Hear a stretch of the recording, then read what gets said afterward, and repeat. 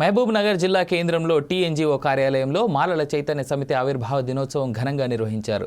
ముఖ్య అతిథిగా మహబూబ్ నగర్ ఎమ్మెల్యే శ్రీనివాస్ రెడ్డి హాజరయ్యారు. గత ప్రభుత్వంలో కేసీఆర్ దళితులను దళిత బంధు పేరుతో మోసం చేశారని అన్నారు.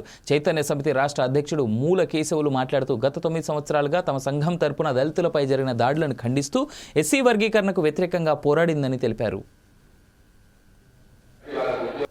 ఈరోజు మాలల చైతన్య సమితి 9వ వార్షికోత్సవం 2018లో సంవత్సరంలో ఆవిర్భవించి సమాజంలో ఉన్నటువంటి దళితులపైన దాడులకు వ్యతిరేకంగా, మహిళలపైన దాడులకు వ్యతిరేకంగా, అదేవిధంగా రాజ్యాంగానికి వ్యతిరేకమైనటువంటి ఎస్సీ వర్గీకరణ వ్యతిరేకంగా ఉద్యమాలు చేస్తూ ఈ రోజుతో 9 సంవత్సరాలు పూర్తి చేసుకొని మాలల చైతన్య సమితి 10వ సంవత్సరంలోనికి అభివృద్ధి సందర్భంగా ఈరోజు మేము వార్షికోత్సవం జరగడం జరిగింది.